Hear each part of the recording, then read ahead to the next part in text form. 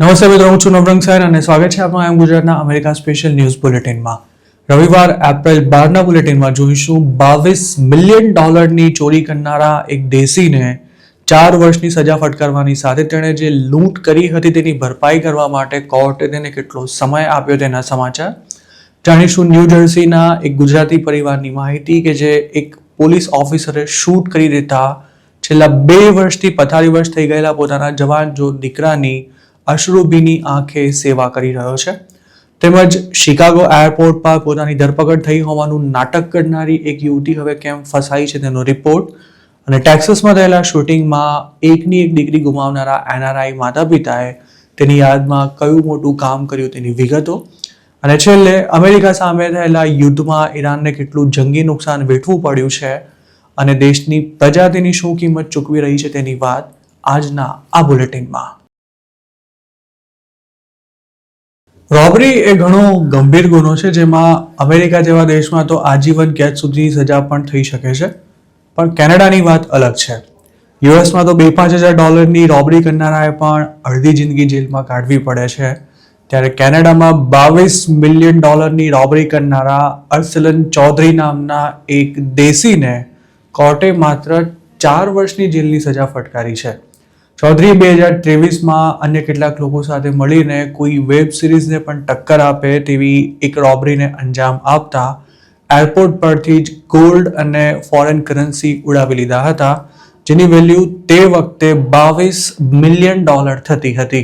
જોકે high security ઝોનમાંથી ચોરી કરનારો આ મૂર્ખ ચોર થોડા જ સમયમાં આઈડેન્ટિફાય થઈ ગયો હતો અને તે કેનેડા છોડીને ભાગી ગયો હોવા છતાં પણ તેને પાછા આવવાની ફરજ પડી હતી. અર્સલન ચૌધરીને ગત બુધવારે બ્રેમ્પટનની કોર્ટ દ્વારા 4 વર્ષની જેલની સજા ફટકારવામાં આવી હતી. જોકે નવાઈની વાત એ છે કે ચોરીના માલનો કથિત વહીવટ કર્યા બાદ સરેન્ડર થયેલા આ ચોરને $22 મિલિયન ચૂકવણી કરવા માટે કોર્ટે 40 વર્ષનો સમય આપ્યો છે. મતલબ કે ત્યાં સુધી તેને દર મહિને આ રકમનો હપ્તો ભરવાનો રહેશે. ચૌધરી પર કેનેડાની પોલીસે $5,000 થી વધુની રકમની ચોરી કરવાની સાથે સાથે ચોરીનો માલ પોતાની સાથે રાખવા તેમજ ગુનાહિત કાવતરું રચવાનો આરોપ લગાવ્યો હતો. $22 મિલિયન રોબરીમાં પોતાનું નામ ખુલતા તે જે તે સમયે કેનેડા છોડીને ભાગી ગયો હતો, પણ જાન્યુઆરી 2026માં તેણે દુબઈથી ટોરન્ટો આવીને સરેન્ડર કર્યું હતું. બુધવારે કોર્ટે તેને 4 વર્ષની સજા સંભળાવતા તેમાંથી 174 દિવસ બાદ કરવા માટે આદેશ આપ્યો હતો. આમ તો આરોપી 87 દિવસ સુધી જ પ્રી ટ્રાયલ કસ્ટડીમાં હતો, પણ જે જેલમાં તેને રખાયો છે તેની સ્થિતિને ધ્યાનમાં રાખી તેની સજામાંથી 187 દિવસ ઘટાડી દેવામાં આવ્યા છે. ચૌધરીના વકીલે મીડિયા સાથે વાત કરતા કહ્યું હતું કે $22 મિલિયન ચૂકવણી કરવા માટે કોર્ટે તેના અસીલને 40 વર્ષનો સમય આપ્યો છે. આ કેસમાં સરકારી વકીલે ચૌધરીને 7 વર્ષની જેલની સજા ફટકારવાની માંગ કરી હતી, પણ બંને પક્ષોની દલીલોને સાંભળ્યા બાદ કોર્ટે તેને 4 વર્ષની સજા સંભળાવી હતી. $22 મિલિયન રોબરીને એપ્રિલ 17, 2023ના રોજ અંજામ આપવામાં આવ્યો હતો.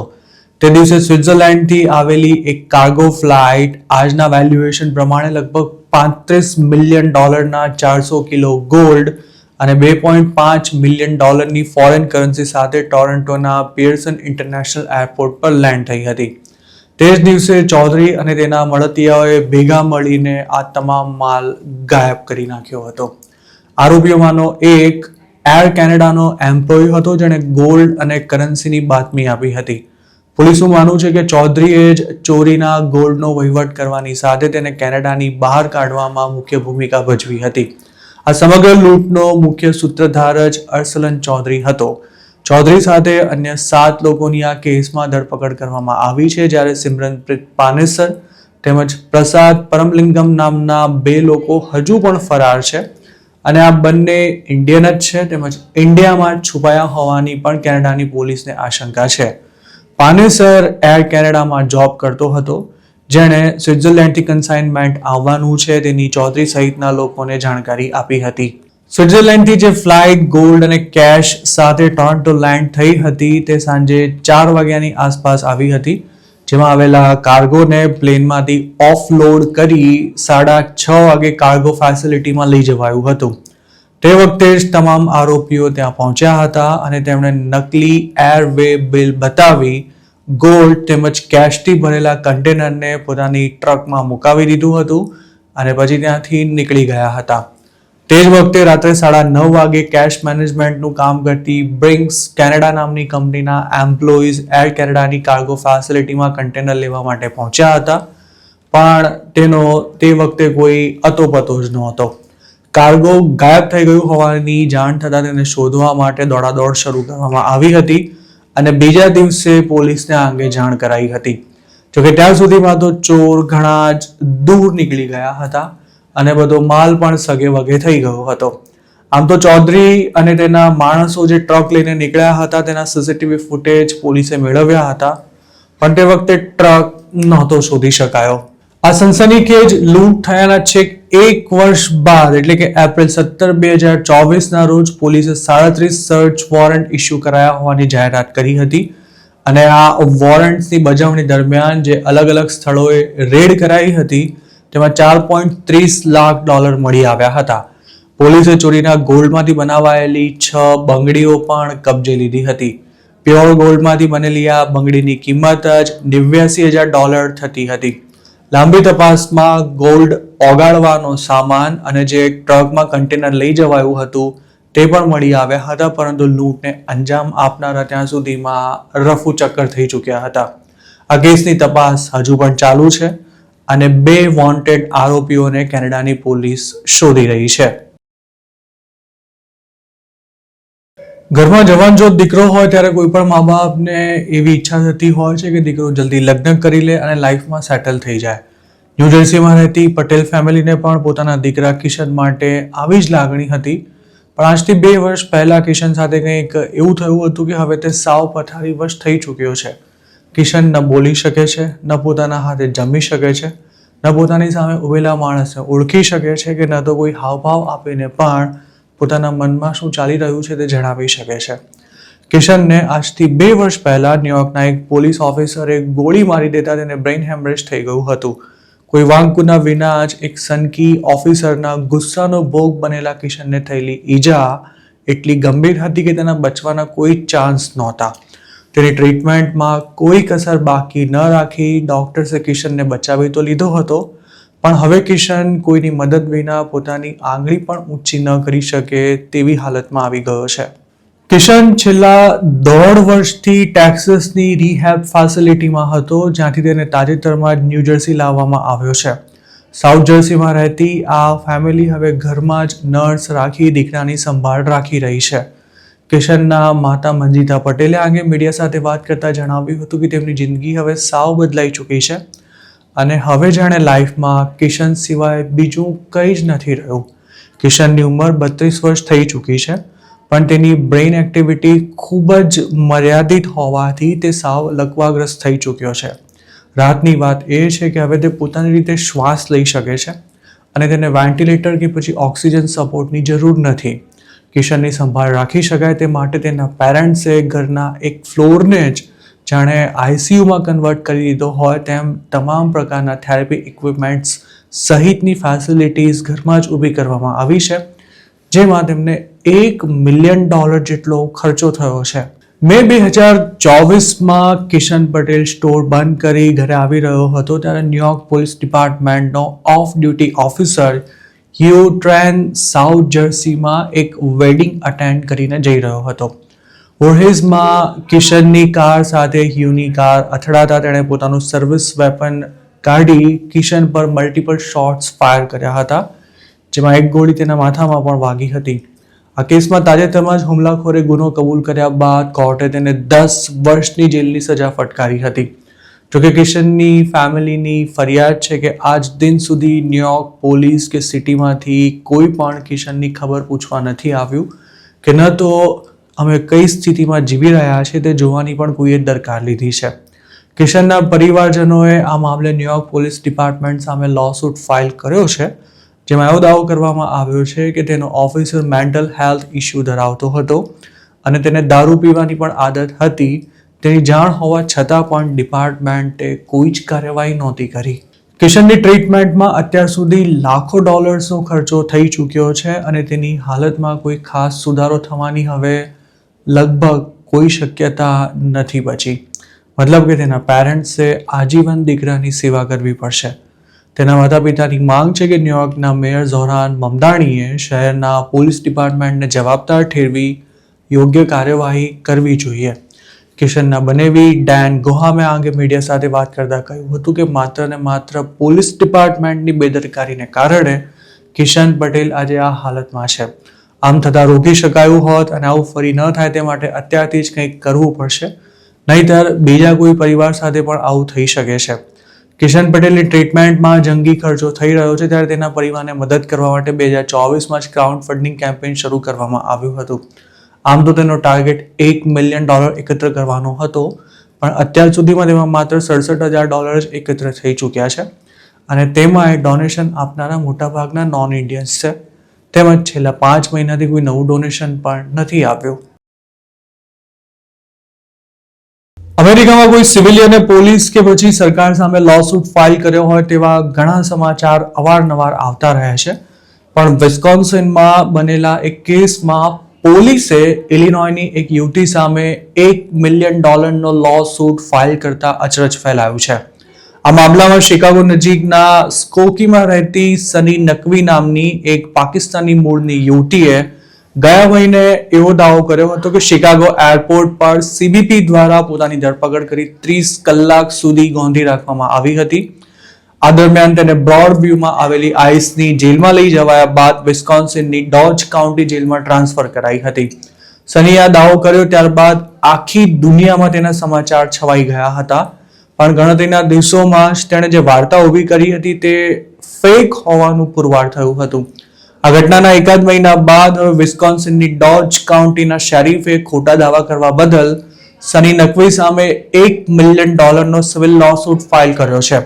તેમણે મીડિયા સાથે વાત કરતા જણાવ્યું હતું કે સની નકવીની ધરપકડ કરી તેને ડોજ કાઉન્ટી લવાઈ હોવાની વાત સાવ બકવાસ અને ઉપજાવી કાઢેલી હતી. સની નકવીનો એવો દાવો હતો કે માર્ચ 5ના રોજ પોતે તુર્કીથી અમેરિકા રિટર્ન થઈ ત્યારે શિકાગો એરપોર્ટ પર તેની અટકાયત કરવામાં આવી હતી. એક લોયર પણ આ પ્રકરણમાં કૂદી પડ્યો હતો, જેણે પ્રેસ કોન્ફરન્સ કરી સનીને કઈ રીતે 30 કલાક સુધી ઇલીગલી ડિટેન્શનમાં રખાઈ તેને લઈને જાતભાતના દાવા કર્યા હતા. જોકે આ મામલે ખાસો હોબાળો થતા ડિપાર્ટમેન્ટ ઓફ હોમલેન્ડ સિક્યોરિટીએ એરપોર્ટના CCTV ફૂટેજ જાહેર કરીને એવું જણાવ્યું હતું કે સની લેન્ડ થઈ તેની 90 મિનિટમાં જ તે શિકાગો એરપોર્ટ પરથી નીકળી ગઈ હતી. આ વિડીયો બહાર આવતા જ પાકિસ્તાનની મૂળની આ યુવતીએ કરેલા તમામ દાવાની હવા નીકળી ગઈ હતી. સનીએ ડોજ કાઉન્ટીનું પણ નામ લીધું હોવાથી ગત શુક્રવારે કાઉન્ટી શેરીફે સની તેમજ તેના કહેવાતા લોયર મોરિસન સામે ડિફેમેશન લોસૂટ ફાઇલ કર્યો હતો. શેરીફે દાવો કર્યો હતો કે સની અને તેનો લોયર તેમણે જે કંઈ આરોપ લગાવ્યા છે તેના સમર્થનમાં એક પણ પ્રૂફ રજૂ નથી કરી શક્યા. તેમણે સર્વેલન્સ વિડીયો ઉપરાંત ડોક્યુમેન્ટ્સ અને ટેક્સ્ટ મેસેજીસ રજૂ કરી સની સાવ ખોટી હોવાનું પુરવાર કર્યું હતું. નવાઈની વાત એ છે કે આઈસ અને CBP પર આરોપ મૂકનારી સની ખરેખર તો માર્ચ 5ના રોજ શિકાગો લેન્ડ થઈ તેના 3 કલાક બાદ તેણે શિકાગોની નજીકમાં આવેલા રોઝમોન્ટમાં એક હોટેલમાં ચેક ઇન કર્યું હતું. ડોજ કાઉન્ટીના શેરીફે સર્વેલન્સ વિડીયો બતાવતા એવું પણ કહ્યું હતું કે હોટેલમાં રોકાયા બાદ સની તેના એક્સ બોયફ્રેન્ડ સાથે વિસ્કોન્સિનના બીવર ડેમ પર પહોંચી હતી અને તે જ તેને માર્ચ 7ના રોજ શિકાગો પાછી લઈ ગયો હતો. પોલીસે સનીના એક્સ બોયફ્રેન્ડની પણ પૂછપરછ કરી હતી, જેમાં જાણવા મળ્યું હતું કે તેણે જ સનીને ગણતરીના દિવસોમાં $25,000 આપ્યા હતા, જેમાં તુર્કી આવવા જવાનો ખર્ચો પણ સામેલ હતો. ડોજ કાઉન્ટીના શેરીફનો દાવો છે કે સનીએ કરેલા આક્ષેપોને કારણે પોલીસની ઇમેજ ખરાબ થઈ છે. તેની સામે વિસ્કોન્સિનમાં કોઈ ગુનો નથી નોંધાયો, પરંતુ તેણે જે કંઈ કર્યું છે તેની જાણ પબ્લિકને થવી જરૂરી છે અને એટલા માટે જ આ લોસૂટ ફાઇલ કરવામાં આવ્યો છે. ટેક્સાસમાં ગયા મહિને થયેલા શૂટિંગમાં મોતને ભેટેલી ભારતીય મૂળની સ્ટુડન્ટ સવિતા સુંદરમને યાદોમાં જીવંત રાખવા માટે તેના પેરેન્ટ્સે એક સરાહનીય કામ કર્યું છે. સવિતાની યાદમાં આ પરિવાર $1 મિલિયન સ્કોલરશિપ લોન્ચ કરવા જઈ રહ્યો છે, જેનાથી ઓછી આવક ધરાવતા બ્રિલિયન્ટ સ્ટુડન્ટ્સને હાયર એજ્યુકેશન માટે આર્થિક મદદ કરવામાં આવશે. સવિતાની ફેમિલીની સાથે સાથે ટેક્સાસ ઇન્ડિયન સ્ટુડન્ટ્સ એસોસિએશને આ સ્કોલરશિપ શરૂ કરવા માટે $5 લાખનું ક્રાઉડ ફંડિંગ કેમ્પેઇન લોન્ચ કર્યું છે અને તેમાં જેટલી પણ રકમ એકત્ર થશે તેટલી જ રકમ યુનિવર્સિટી ઓફ ટેક્સાસ દ્વારા મેચ કરવામાં આવશે. આ તમામ ફંડ એકત્ર થઈ ગયા બાદ તેના હેઠળ દર વર્ષે ઓછામાં ઓછા 10 સ્ટુડન્ટ્સને આર્થિક મદદ આપવામાં આવશે. માર્ચ 1ના રોજ ઓસ્ટિનમાં એક બારમાં થયેલા શૂટિંગમાં સવિતાનું ગોળી વાગવાથી મોત થઈ ગયું હતું અને તેણે છેલ્લા શ્વાસ લેતા પહેલા પણ પોતાની માતાને મેસેજ કરીને આ અંગે જાણ કરી હતી. એકની એક દીકરી હોવાથી તેની અણધારી વિદાય બાદ સવિતાના માતા પિતા અસહ્ય કહી શકાય તેવા દુઃખના ભાર નીચે દબાઈ ગયા હતા, પણ તેમાંથી બહાર આવી તેમણે દીકરીને હંમેશા જીવંત રાખવા માટે તેના નામે સ્કોલરશિપ શરૂ કરવાનું નક્કી કર્યું છે. સવિતા ભલે આ દુનિયામાં ન રહી હોય, પરંતુ તેના પેરેન્ટ્સ દીકરીનું સપનું પૂરું કરવા માટે એક મોટું કામ કરવા જઈ રહ્યા છે, જેનાથી ઘણા લોકોને મદદ મળશે. સવિતા યુનિવર્સિટી ઓફ ટેક્સાસની સ્ટુડન્ટ હતી. મેકકોમ સ્કૂલ ઓફ બિઝનેસમાં ભણતી સવિતા ખૂબ જ બ્રિલિયન્ટ અને આશાસ્પદ યુવતી હતી. જરૂરિયાતમંદોને ભણવા માટે હેલ્પ કરવાનું તેનું હંમેશાથી સપનું રહ્યું હતું. ઓસ્ટિનમાં જ મોટી થયેલી સવિતાનું મોત થયું ત્યારે તેને ગ્રેજ્યુએશન પૂરું કરવામાં ગણતરીના મહિના જ બાકી રહ્યા હતા. તે મેનેજમેન્ટ, ઇન્ફોર્મેશન સિસ્ટમ્સ એન્ડ ઇકોનોમિક્સમાં ડ્યુઅલ ડિગ્રીનો અભ્યાસ કરી રહી હતી. ભણવામાં હોશિયાર હોવાની સાથે સવિતા ઇન્ડિયન અમેરિકન સ્ટુડન્ટ કોમ્યુનિટીની પ્રોમિનન્ટ લીડર હતી અને ટેક્સાસ ઇન્ડિયન સ્ટુડન્ટ્સ એસોસિએશનના એક્ઝિક્યુટિવ બોર્ડ સાથે પણ જોડાયેલી હતી. સવિતાના પિતા શાન મુથિયાને દીકરીના નામે શરૂ થનારી સ્કોલરશિપ અંગે એવું જણાવ્યું હતું કે તેનાથી સવિતાનું લાઈફ લોંગ ડ્રીમ પૂરું થશે અને તેની લીગસી હંમેશા જીવંત રહેશે. જે શૂટિંગમાં સવિતાનું મોત થયું હતું તેમાં 4 લોકોના ગોળી વાગવાથી મોત થવાની સાથે સાથે 14 અન્ય લોકો ઘાયલ થયા હતા અને પોલીસે શૂટરને પણ પતાવી દીધો હતો. $1 ટ્રિલિયન આ આંકડો છે યુદ્ધને કારણે ઈરાનને થયેલા મહત્તમ સંભવિત નુકસાનનો, જેની ભરપાઈ કોણ કરશે તે કોઈ નથી જાણતું. ઈરાન યુદ્ધ ભલે દુનિયા માટે તમાશો બની રહ્યું હોય, પણ તેના કારણે દેશના સામાન્ય લોકોની હાલત કેવી કફોડી થઈ ગઈ છે તેની અત્યંત ચોંકાવનારી માહિતી હવે ધીરે ધીરે બહાર આવી રહી છે. ઈરાનની આસપાસના દેશો ક્રૂડ ઓઇલના જોરે કલ્પના ન કરી શકાય તેવી જાહોજલાલીમાં આળોટી રહ્યા છે, ત્યારે ઈરાનના લોકો અમેરિકાએ મૂકેલા પ્રતિબંધો તેમજ ભરપૂર કરપ્શનને કારણે સાવ ગરીબીમાં જિંદગી વિતાવી રહ્યા છે. ઈરાનની ઇકોનોમીની હાલત યુદ્ધ શરૂ થયું તે પહેલાં જ વેન્ટિલેટર પર હતી અને તેના ટકી રહેવાની જે થોડી ઘણી આશા હતી તે પણ હવે યુદ્ધને કારણે સમાપ્ત થઈ ચૂકી છે. વોરને લીધે મોંઘવારીમાં 50% જેટલો ભયાનક વધારો થઈ ચૂક્યો છે અને દેશના ઇન્ફ્રાસ્ટ્રક્ચરને એટલું બધું ડેમેજ થયું છે કે તેને દુરસ્ત કરવામાં ઘણા વર્ષો લાગી જશે. ઈરાનને વોરથી કેટલું નુકસાન થયું છે તેનો કોઈ સત્તાવાર આંકડો હજુ સુધી જાહેર નથી કરાયો, પણ એક અંદાજ અનુસાર આ આંકડો $300 બિલિયન થી $1 ટ્રિલિયનની વચ્ચે હોઈ શકે છે. ખાસ તો દેશની સૌથી મોટી પેટ્રોકેમિકલ ફેસિલિટી અને સ્ટીલ પ્લાન્ટ્સને જે નુકસાન થયું છે તે ખૂબ જ ગંભીર છે. ઈરાનિયન મીડિયાનો દાવો છે કે તેના કારણે 2 લાખ લોકો બેરોજગાર થઈ ગયા છે અને તેની અસર ખૂબ જ લાંબા ગાળા સુધી અનુભવાશે.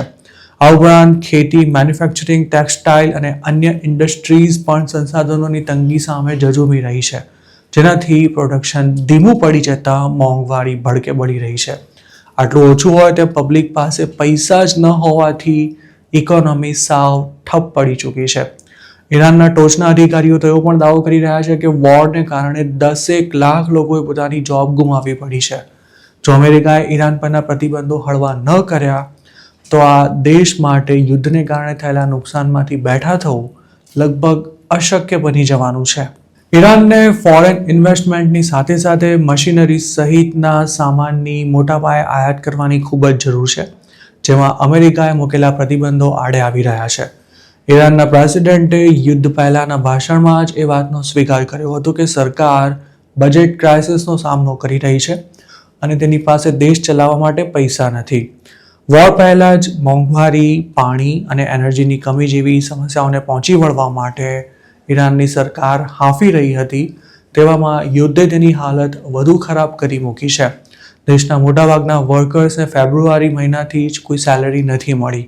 દુકાનો, ધંધાઓ તેમજ બજારો બંધ પડી ગયા છે અને ઇન્ટરનેટ પર પણ પ્રતિબંધ મૂકી દેવાયો હોવાથી ઓનલાઈન બિઝનેસ પણ બંધ છે. લોકો હવે ખર્ચા કાઢવા માટે ઘરમાં જે કંઈ હોય તે વેચી રહ્યા છે, પણ તેનું કોઈ લેવાલ નથી. જેમના ધંધા હાલ ચાલુ છે તેમને પણ પેમેન્ટ નથી મળી રહ્યા અને માલ વેચાઈ ન રહ્યો હોવાથી પ્રોડક્શન ગમે ત્યારે બંધ કરી દેવું પડે તેવી સ્થિતિ છે.